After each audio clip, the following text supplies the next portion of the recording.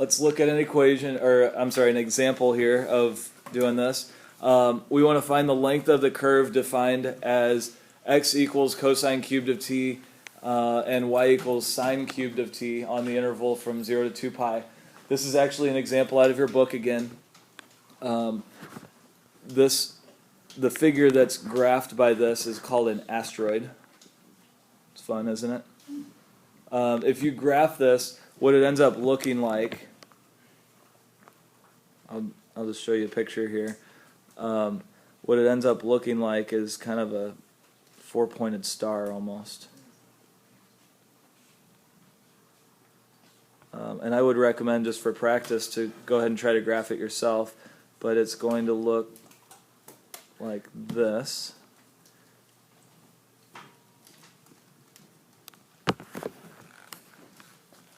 And one problem we have here, if you remember from the equation that I gave you for the length of a curve, it has to be a differentiable function. And we can see here we're probably going to have points where it's not differentiable at these corners here. Probably. Just looking at this, it looks like we've got a cusp there. So either dx dt or dy dt is probably going to be undefined there. So what I'm going to try to do, rather than finding the length of the whole thing, these trig functions are nice and symmetrical, so I want to find just the length of this and then multiply it by 4. Yeah. We probably, if we're going to do that, it would be a good idea to show that it's going to be symmetrical and each one's the same, but we'll save that for something else. So we're going to find the length of this thing here, and we're going to take an integral, and we're going to take the integral from where to where. If we're just going to do a fourth of this, what do you think our interval is going to be? 0 to pi over 2. So if we just graph this from 0 to pi over 2, we're going to get a fourth of this thing. So we're going to go from 0 to pi over 2 of the square root of, well, it's going to be dx dt squared plus dy dt squared. So we need to know what dx dt and dy dt are. So dx dt is going to be what? Chain rule. Power rule. How do we take the derivative of a cube? 3 cosine to the square. Okay, so it's going to be 3 cosine squared of t times the derivative of the baby, which is cosine. What's the derivative of cosine? Negative sine.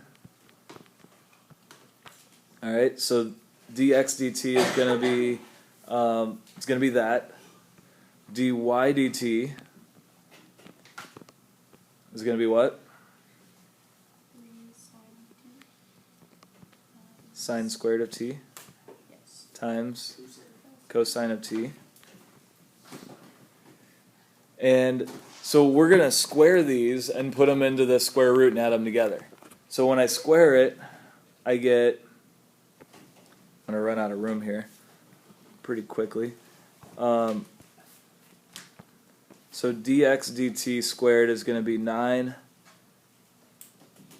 cosine to the 4th t sine squared of t. Where'd the negative go? The square took it away, right? And then we're going to have plus dy dt, which is going to be 9 sine to the 4th t cosine squared of t.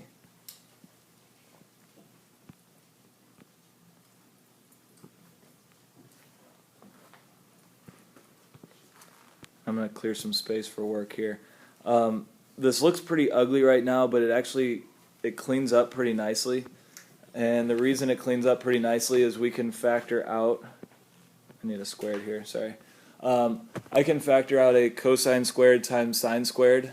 Actually, I can factor out 9 times cosine squared sine squared.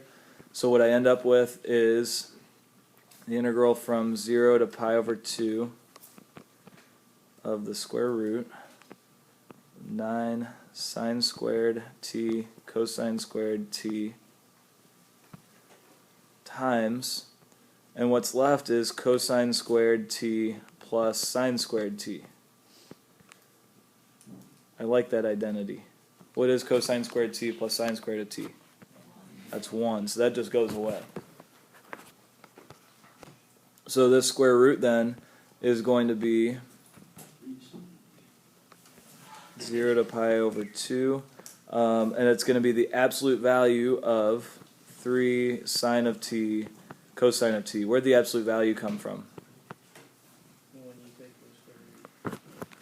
Yeah, when you take the square root, you're going to get a positive answer. So whatever the sine of t and the cosine of t were, they were squared, and then we take the square root, so it's going to turn into a positive number, regardless of whether it's positive or negative to start with. We can evaluate this integral.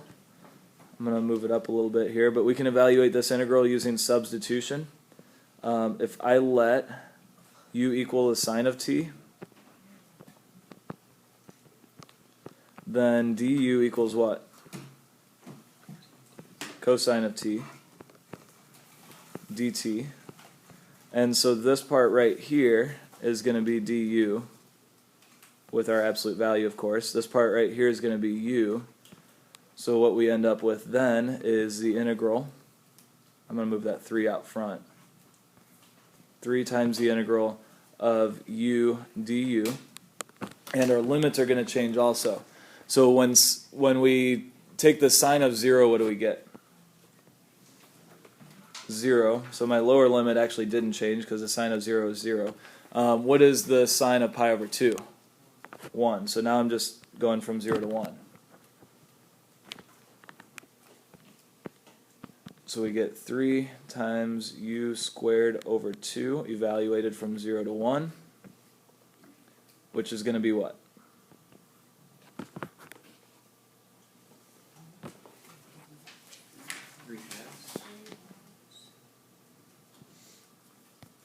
We get 3/2 here as the length of this part right here. So we need to multiply that by 4 to get the length of the whole thing, or the distance traveled by a particle that follows the entire path. So it's going to be 4 times 3/2, which is